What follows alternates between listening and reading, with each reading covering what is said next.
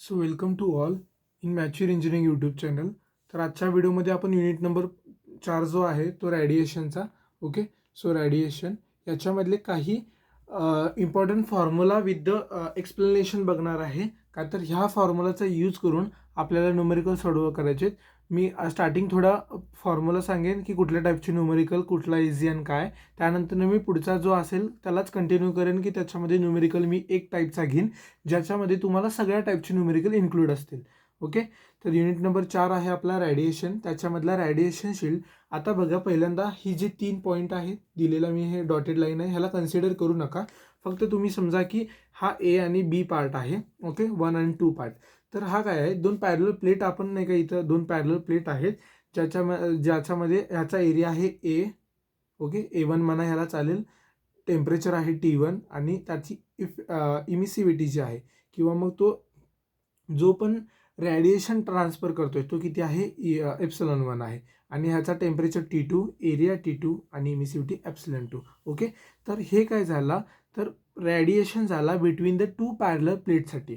ज्यावेळेस हा एक टाईपचा न्यूमेरिकल झाला. ओके, आणि दुसरा टाईपचा आहे ज्याच्यामध्ये एक शिल्डेड असतं. शिल्ड म्हणजे काय, जो पण रॅडिएट होणारे रेज आहेत किंवा रॅडिएशन ऑकर्स होत आहे, तर ते रॅडिएशन ऑकर्स होणारं त्याला जो की थांबवण्याचा प्रयत्न करतो किंवा ते रॅडिएशन होऊ नये याच्यासाठी जो असतो तो शिल्ड असतो. तो तर थर्डवाला हा शिल्ड आहे.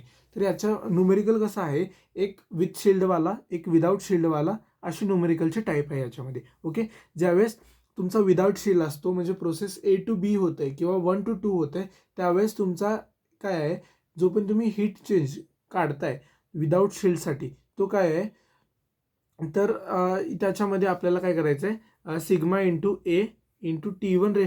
T1 काय आहे, तर हा टेम्परेचर 1.4 आहे, मायनस T2⁴, हा टेम्परेचर 2चा आहे, डिवायडेड बाय 1/ε1 प्लस 1/ε2 -1. हा काय बिफोर शिल्ड म्हणजे शिल्ड नाही आहे. ओके, विदाऊट शिल्ड आपण म्हणू शकतो. हा शिल्ड नाही आहे, तर त्या केसमध्ये काय, दोन पॅरललसाठीचा हा फॉर्म्युला आहे. ओके, सिमिलरली काय तुमचा, ज्यावेळेस तुमचा नाही का काय असणार आहे, एक तो झाला विदाऊट शिल्डसाठी. ओके, ज्यावेळेस विथ शिल्ड असेल त्यावेळेस तुम्हाला काय काय करायचं आहे, यामध्ये एक टर्म ॲड होऊन जाईल. ज्यावेळेस विथ शिल्ड असेल त्यावेळेस समजा Q ऑफ 3 to 2 म्हणू किंवा आपण 3 to 2 म्हणू. ओके, किंवा मग 1 to 3 म्हणू.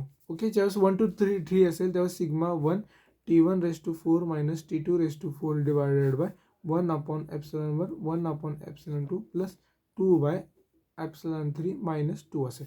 आता इथं -2 आणि मायनस, इकडं -2 आणि 2/ε3 कसा आला, ज्यावेळेस हे सेम टर्म तुम्ही दोन वेळास ॲड करणार आहे, तर काय होईल, दोन वेळास ॲड केल्यावर इकडं -1 दोन वेळा ॲड केल्यावर -2 होईल. ओके, सेम, आणि 1/ε3 केल्यावर 2/ε3 येईल. ओके, तर हा असा फॉर्म्युला आला आहे जो तुम्हाला सेकंड टाईमचे न्यूमेरिकल सॉल्व्ह करण्यासाठी याचा यूज होतो. ओके, सो यातले काही IMP टर्म्स आहेत, टर्मिनॉलॉजी आहेत, ते आपण बघणार आहे. ओके, त्याच्या आधी न्यूमेरिकलमध्ये तुम्हाला बऱ्याच वेळा विचारले की percentage of reduction of heat किंवा हीट रिडक्शन. ज्यावेळेस हीट रिडक्शन म्हणतील त्यावेळेस तुम्हाला Q(1)2 म्हणजे Qmax minus Qmin divided by Qmax करायचं आहे.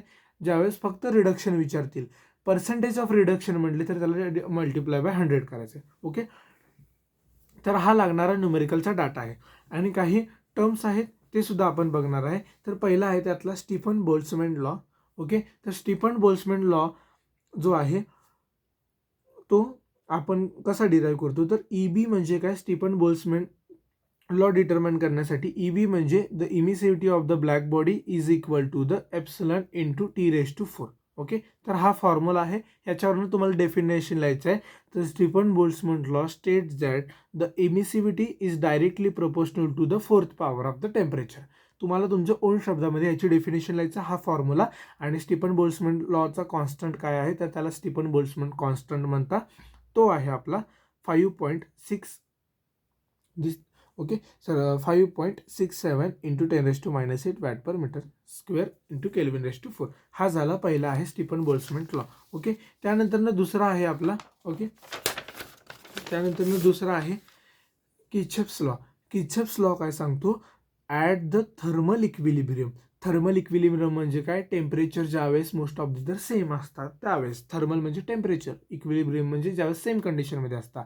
For the absorptivity is directly proportional to the emissivity of the any body. Any body काय म्हटलं आहे, this is applicable for black body also and the grey body also. Okay, तर ते म्हटलं आपल्याला. ॲब्सॉर्बिलिव्हिटी म्हणजे काय, ॲब्सॉर्बिलिव्हिटी म्हणजे तो आहे अल्फा आणि इमिसिव्हिटी ऑफ द एनी बॉडी म्हणजे ॲप्सिलॉन आहे. ओके, आणि ॲप्सिलॉनच नथिंग बट काय आहे, it is the ratio of epsilon. म्हणजेच ज्यावेळेस ॲप्सिलॉन बन विचारू शकता इमिसिव्हिटी म्हणजे काय आहे, त्यावेळेस तुम्ही काय सांगू शकता, it is the ratio of emissivity of the any body to the emissivity of the black body. Okay, this is the emissivity. Okay okay, for at a constant temperature, म्हणजे त्यावेळेस टेम्परेचर काय असतो, सेम असतो. Okay, त्यानंतर last दोन आहेत.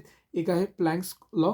Planck's law काय सांगतो, प्लँक्स लॉ हा बेसिकली काय होतो, एखादं रॅडिएशन होतं समजा, हा शिल्डपासून असा रॅडिएट होणारा रॅडिएशन आहे. रॅडिएशन कसा सिंगल वेव्ह फॉर्म आहे, तर त्यावेळेस त्याची लॅम्बडाची व्हॅल्यू काय असते, किंवा त्यावेळेस तो कोणत्या लॅम्बडाला त्याचं रॅडिएशन ऑकर्स होत असतं तो सांगतो. म्हणजे emissivity of the black body for the lambda, म्हणजे पर्टिक्युलर वेव्हलेंथला त्याची निका काय होते, इमिसिव्हिटी काय असते ते सांगतो, काय आपला प्लँक्स लॉ. ओके, तर त्याचा फॉर्म्युला आहे C1 into lambda raise to -5 divided by e raise to -C2 divided by lambda into T-1. हा त्याचा स्टँडर्ड फॉर्म्युला आहे. त्यामध्ये C1ची व्हॅल्यू आहे 3.74 into 10⁻10. Okay, -16 sorry watt per metre square. Okay, then C2 is equal to 1.43 into 10⁻2 metre per kelvin. Okay, तर ह्या C1 आणि C2चे constant आहेत जे फाइंड आउट केलेले आहेत, ऑलरेडी डिराइव्ड आहेत. त्यानंतर लास्ट आहे वेन्स डिस्प्लेसमेंट लॉ. तर वेन्स डिस्प्लेसमेंट लॉमध्ये काय आहे, जो तुमचा लॅम्बडा मॅक्स आहे इंटू टी टेम्परेचर आहे इज इक्वल टू, हा कॉन्स्टंट आहे इथं 2.898. ओके, तर हा कॉन्स्टंट आहे into 10⁻³ metre per kelvin square. ह्याच्यावरून तुम्हाला डेफिनेशन लिहायचं, हा फॉर्म्युला लिहायचा आणि ह्याचे युनिट लिहायचे. तर हे 4-5 लॉ आहे जे रिपीटेडली PYQमध्ये 8 ते 6 मार्काला रिपीटेडली विचारलं आहे. तर हे तुम्ही थेरी करा, आणि जे मी न्यूमेरिकलचे IMP फॉर्म्युला सांगितले ते सुद्धा तुम्हाला काय करायचे, लक्षात ठेवायचे आहेत. ओके, त्यानंतर आपण न्यूमेरिकल बघूया, जेणेकरून रिपीटेडली त्यांनी विचारलेलं आहे. एक टाईपचं न्यूमेरिकल घेऊया, जेणेकरून त्याच्यामध्ये काय होईल, आपला सगळंच कव्हर होईल. ओके, तर न्यूमेरिकल असा आहे जो नोव्हेंबर-डिसेंबर 2023चा आहे. जर तुम्हाला पाहिजे असेल तर तुम्ही त्याच्यामध्ये बघू शकता. ओके, तर मी क्वेश्चन वाचून तुम्हाला गिवन काय आहे तेही सांगेन. The 2 parallel plate are maintain, म्हणजे 2 पॅरलल प्लेट आहेत, ते कधी मेंटेन केले आहे, T1 म्हणू आपण याला. पहिला आहे, ओके, तो 600 डिग्री सेल्सिअस आहे. ओके, तर T1 दिलेला आपल्याला 600 डिग्री सेल्सिअस आणि T2 दिलेला आहे आपल्याला, तो आहे 200 डिग्री सेल्सिअस. ओके, त्यानंतर त्यांनी म्हटलंय द इमिसिव्हिटी इज, म्हणजे इमिसिव्हिटी 1 दिलं आहे पहिल्या बॉडीचं 0.9, इमिसिव्हिटी 2 दिलेला आहे आपल्याला 0.4 respectively. A radiation is evenly a radiate is the shield having, म्हणजे शिल्ड पण आहे, शिल्डचा किती दिलं आहे 0.02 दिलेला आहे. ओके, त्यानंतर काय म्हटलं त्यांनी, find out the heat transfer for without shield. Okay, without shield. त्यानंतर सेकंड आहे heat transfer for with shield. त्यावेळेस त्यांनी म्हटलं की तुम्ही एप्सिलॉन घ्या 5.6 इंटू 10⁻8 एवढा. ओके, तर हे दोन आपल्याला फाइंड आउट करायला लावले, तर आपल्याला हे फाइंड आउट करायचं आहे.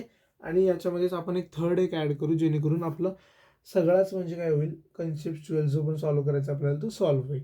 ओके, तो आहे आपल्याला फाइंड आउट करायचं आहे की जो वर आपण म्हणतो की क्यू मॅक्स आहे, किंवा मग आपण त्याला म्हणू जो पण आपला हे आहे, जो निघणारा वर्क आउटपुट आहे, आपण म्हणतो ज्याप्रमाणे आपण नाही का एखाद्या सिस्टीमचं वर्क आउटपुट काढतोय, त्याप्रमाणे आपल्याला इथं सुद्धा नाही का फाइंड आउट करायचं असतं. तर ते फाइंड आउट करण्यासाठी आपण काय करतोय, ते फाइंड आउट करण्यासाठी आपल्याला नाही का, म्हणजे क्यू मॅक्स जो असतो, हीट जो पण होतो, तो पर्सेंटेज ऑफ हीट रिडक्शन काढावं लागतं आपल्याला. ओके, हीट रिडक्शन ते आपण एक ॲड करू, जेणेकरून एकाच न्यूमेरिकलच्या टाईपमध्ये आपल्याला सगळे टाईपचे न्यूमेरिकल किंवा सगळे जे कन्सेप्ट आहे ते क्लिअर होतील. म्हणजे पर्सेंटेज ऑफ रिडक्शन आपल्याला फाइंड आउट करायचं आहे. ओके, त्यांचं म्हणणं काय आहे, बेसिकली क्वेश्चनमध्ये 2 प्लेट आहेत. ओके, समजा हा मी A म्हटले B आहे. पहिल्यांदा काय करा, 2 प्लेटमध्ये किती हीट ट्रान्सफर होते तो फाइंड आउट करा. हा झाला पहिला केस. दुसरा केस काय आहे, त्याच्यामध्ये एक इन्सुलेशन आहे किंवा शिल्ड आहे ज्याच्यामुळे हीट ट्रान्सफर थांबवलं जात आहे, कमी केलं जात आहे. तर त्या केसमध्ये तुम्ही हीट ट्रान्सफर होते ते काढा आणि ह्या दोन्ही हीट ट्रान्सफरचा रेशो घेऊन तुम्ही काय करा, पर्सेंटेज ऑफ रिडक्शन काढा. म्हणजे किती डिक्रीज झालंय. आधी समजा 100 हीट ट्रान्सफर होत असेल तर दुसऱ्या वेळेस 50 झालं, म्हणजे कितीने डिक्रीज झालं, 50ने. तर ते तुम्हाला कितीने डिक्रीज झालं ते सुद्धा फाइंड आउट करायचं आहे. ओके, तर त्यासाठी मी फॉर्म्युला तुम्हाला सांगितला होता.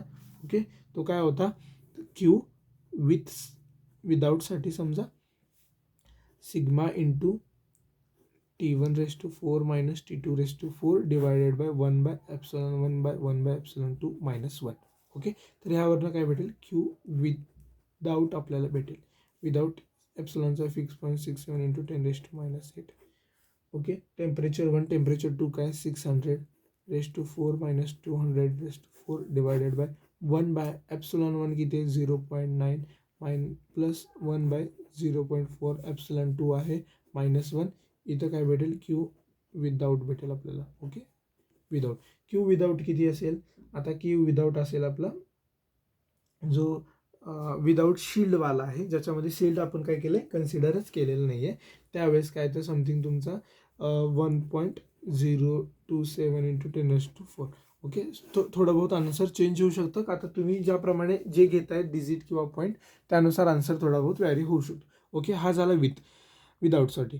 क्यू ऑफ विथ काढायचं आपल्याला. क्यू ऑफ विथ काढण्यासाठी मी काय सांगितलं, sigma into T1⁻⁻⁴ T2⁻⁴ divided by 1/ε1 plus 1/ε2 plus 2/ε3 -2. हा तुम्हाला मी टर्म सांगितला होता. एप्सिलॉन काय 5.67 इंटू 10⁻⁻8 इंटू T1 किती 600⁻⁴ 200⁻⁴. ओके, सो दिलेल्या सगळ्या गोष्टी तेच मी नाही का याच्यामध्ये यूज केलेलं आहे. त्याच्यानंतर 1/ε किती आहे 0.9 प्लस 1/0.4 प्लस 2 काय आहे 0.02 -2 आहे. ज्यावेळेस हा फाइंड आउट करणार तुम्हाला विथ भेटणार. ओके, क्यू ऑफ विथ भेटणार. आता क्यू ऑफ विथ म्हणजे काय, तर क्यू ऑफ विथ तुमचा किती असेल हा सॉल्व्ह केल्यानंतर ना, समजा क्यू ऑफ विथ तुमचा 2.614 समथिंग आला into 10⁻² watt per metre. Okay, तर म्हणजे काय पर मीटर आपण काढलं आहे. म्हणजे तुम्हाला तुम्ही काय काय फाइंड आउट केलं. पहिला आहे क्यू ऑफ विदाऊटवाला, जे नाही का तुम्ही या फॉर्म्युलाचा यूज करून फाइंड आउट केलं, क्यू ऑफ विदाऊटवाला. ओके, त्यानंतर क्यू ऑफ विथवाला काढलं. ओके, क्यू ऑफ विथ आणि क्यू ऑफ विदाऊट काढलं. आता पर्सेंटेज ऑफ रिडक्शन काढायचं. म्हणजे पहिला तुम्हाला काय काढायचं होतं, हीट ट्रान्सफर विदाऊट शिल्ड काढलं, हीट ट्रान्सफर विदाऊट शिल्ड काढलं, हीट ट्रान्सफर विथ शिल्ड आणि हे कन्सिडर करून हीट ट्रान्सफर विथ शिल्ड. आता पर्सेंटेज ऑफ रिडक्शन काढायचं. Okay, so percentage of reduction म्हणजे काय, तर क्यू जो तुमचा आलेला आहे तो ॲक्च्युअल म्हणा किंवा मग आपण काय म्हणू आता विथ म्हणू, जो विथवाला आहे तो, आणि क्यू विदाऊटवाला आहे. ओके, तर into 100 just percentage of reduction. Only reduction म्हटलं तर तुम्ही मल्टिप्लाय बाय 100 करायचं नाही. ओके, त्यावेळेस तुम्ही नाही का क्यू विथ किती होता 1.024 इंटू 10⁻⁴ डिवायडेड बाय विदाऊट किती होता 1. ओके, सॉरी हां, तो किती होता 1 विथवाला. ओके, विथवाला काय होता, सॉरी इथं करेक्शन आहे थोडा. विथवाला किती होता 2.614 इंटू 10⁻² आहे आणि विदाऊटवाला किती आहे, विदाऊटवाला आहे 1.027 इंटू 10⁻⁴. ओके, तर पर्सेंटेज ऑफ तुमचं रिडक्शन किती आलं 2.6%. त्याचं काय पर्सेंटेज ऑफ रिडक्शन आहे. ओके, तर हा झाला आपला फायनल आन्सर. ओके, तर ह्यामध्ये जवळपास मी तुम्हाला तिन्ही टाईपचे न्यूमेरिकल सांगितलं आहे. एक पहिला टाईप आहे जो विथ शिल्डवाला विचारता, दुसरा टाईप आहे विदाऊट शिल्डवाला, आणि थर्डवाला आहे पर्सेंटेज ऑफ रिडक्शन वगैरे. थोडं बहुत न्यूमेरिकलच्या वे ऑफ जे आस्किंग असतं, आपण म्हणतो की वे ऑफ कम्युनिकेशन, त्या टाईपचे way of asking of question आहे ना, तो समवट डिफिकल्ट आहे. बट तुम्ही जर का ह्या टाईपचे न्यूमेरिकल सॉल्व्ह केला तर तुम्हाला ते इझी जाईल. Okay, so thank you.